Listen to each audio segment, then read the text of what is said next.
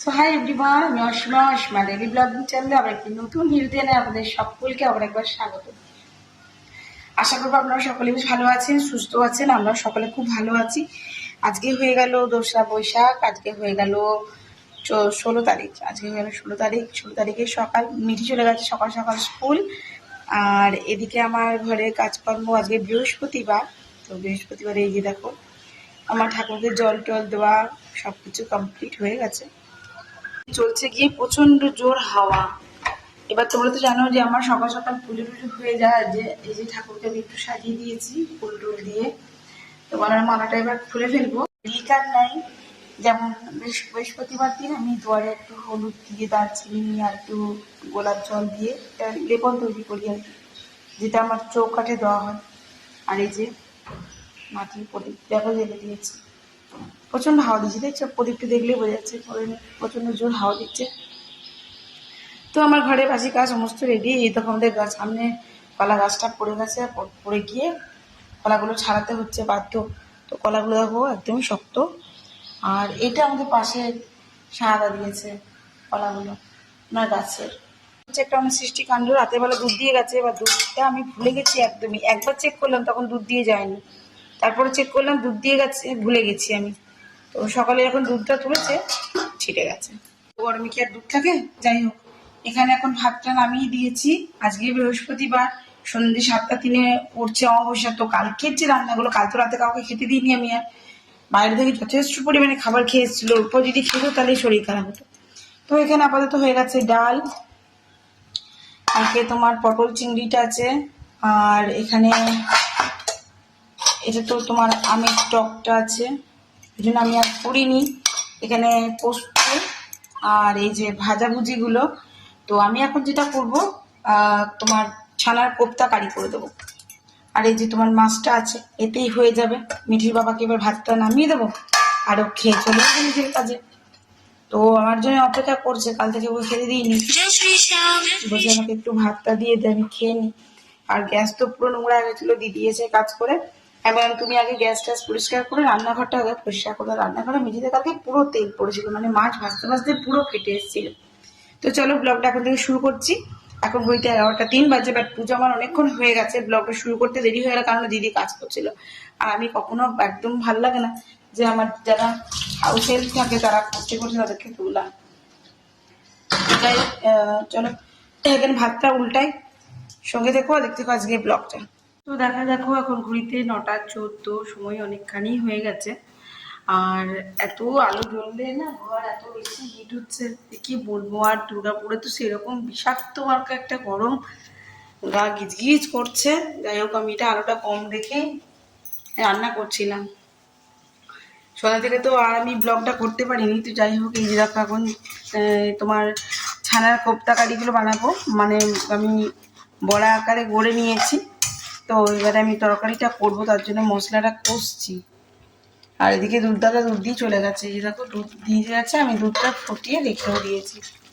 তো যাই হোক, এবার করবো একটু রুটি। মানে গরমে নাড়াতে পারছি না, কি এমন কষ্ট হচ্ছে।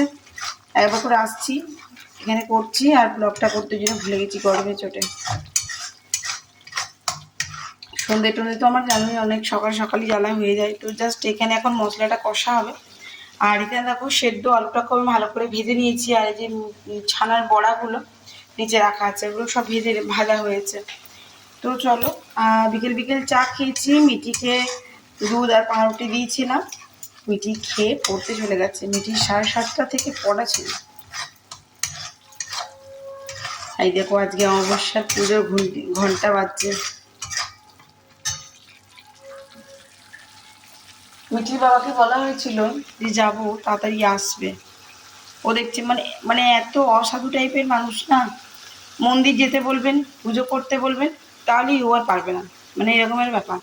আমি আগে দেখেছি বিয়ের পরে পরে ওদেরকে অমাবস্যাতেই খ্যান করে এরা মাছ মাংস খেত।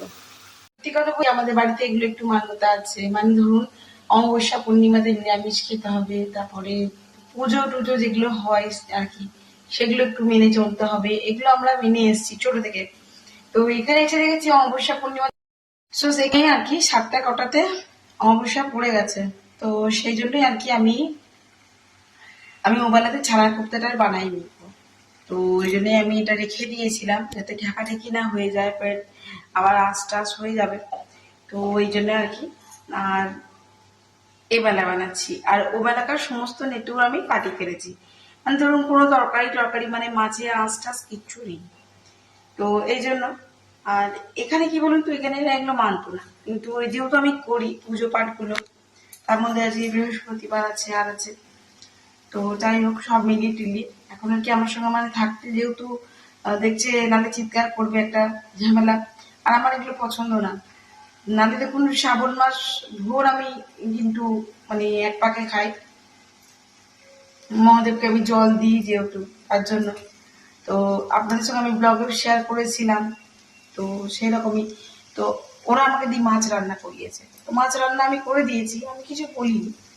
আমি যেমন বিশেষ মানে সোমবার দিনটাই যে নিরামিষ খাই, বাকি দিন আমিষ খাই এমনটা নয়, আমি কিন্তু শ্রাবণ মাস ভোর আমি নিরামিষ খাই।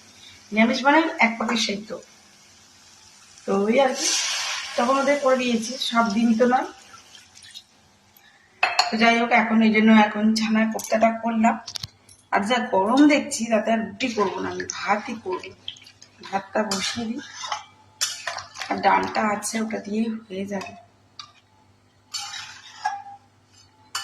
এত গরম লাগছে না, এত গরম লাগছে না যে কি বলবো। মিঠিকেও গরম লাগছে বলে চিকচিক করছে, চিৎকার করছিল, দিয়ে আমি ওই ঘরে বসিয়ে ওকে একটু খাইয়ে টাইয়ে দিলাম। দাঁড়ান, তরকারিটা হয়ে গেছে, একটু জল দিদি। এদিকে আমার ছানার কোপ্তাটা একেবারে রেডি, চলুন একটু জল নিয়ে আসে, একটু জল লাগবে।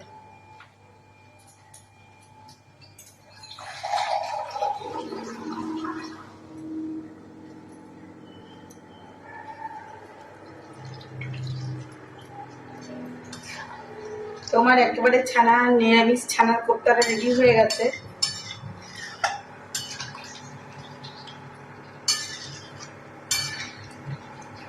আমি এত চা খাই, আপনারা আমার ব্লগে দেখেছেন, এত গরম লাগছে কি আজকে একবার চা বানিয়ে খেয়েছি। আর কি যদি আপনি মন্দির টন্দির যেতে পারেন তাহলে নানান রকম ঢেকলা দেখাবে, অথচ এখন বলুন আপনি যে হোটেলে খেতে যাবো, এক পায়ে রাজি, কোনো কথা হবে না, চলে যাবে। মন্দিরে যেতে হয়, মাথা টাকতে হয়, প্রতিদিন বলি সন্ধ্যেবেলায় পরে ঘর আসলে স্নান টান করে হনুমান চল্লিশা পাঠ করো। আর সত্যি কথা বলতে আমি করি, আমি সকালে যত না করি, আমি সন্ধ্যের পর হনুমান চল্লিশা পাঠ করি, আমার জপ তপ করি, এগুলো করতে আমার একটু সময় লাগে, তো সেগুলোর জন্য আর কি এখন আর বসে বসে তখন নাম জপে করছিলাম। একবার মাকে ফোনও করলাম, তার মাঝখানে মা এখন ক্লাসে আছে। চলুন দেখায় আপনাদেরকে কতটা। তো এখানে আমার তরকারি টোটালি ডান, দেখুন ভালো করে ছানার কোপ্তা ফুটে উঠেছে। আমি একটু আলু দিয়েছি তরকারিটা বাড়াবার জন্য, এবার একটু ভাত বসিয়ে দেবো, তো বাস ভাত ডাল আছে আর একটু চিপস ভেজে দেবো, তাহলেই হয়ে গেল। তো চলো সঙ্গে দেখো।